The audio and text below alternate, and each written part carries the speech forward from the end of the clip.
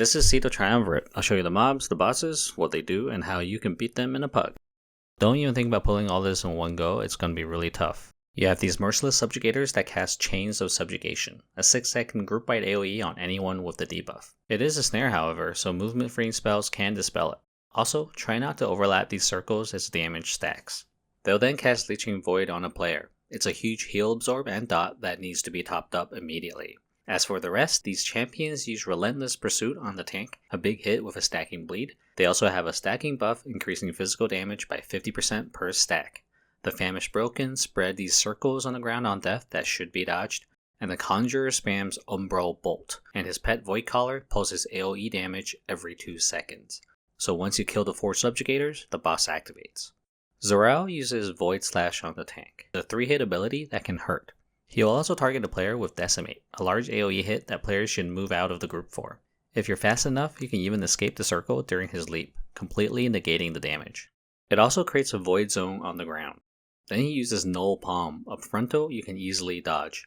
Now for the main mechanic. He'll cast Oozing Slam, that's a large AoE that leaves a 6-second dot. But it will also spawn these adds that must be killed before the boss casts Crashing Void. Otherwise, the empowered AoE will wipe the group.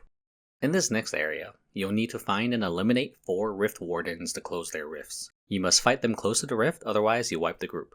They'll cast a magic debuff on 2 players, increasing shadow damage taken. They'll then use Rift Tear, doing AoE damage and gaining a buff that does additional AoE and creates void circles. Just dodge those. These Rift Stalkers stab players and lands a hard-hitting bleed. Then they cast Shadow Men to heal themselves, just kick those. And the Umbral Fins have a leech attack. Further out, the War Adepts use Void Bash on the tank, a big hit and knockback. They also create circles in the line, just dodge those. Also, make sure not to come too close to these tentacles, as they'll hit you with a knockback.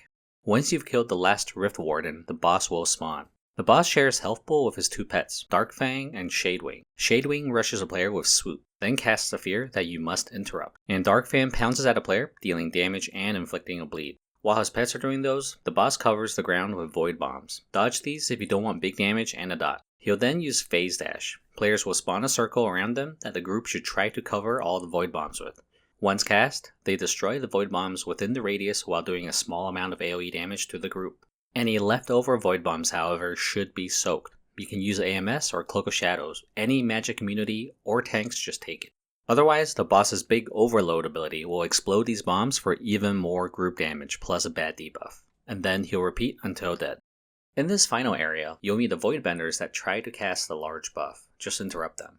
The Destroyers cast Eruption on a player, a large AoE hit that should be moved out of the group. It'll leave an 8-second bleed as well. It also casts the Frontal that can be dodged.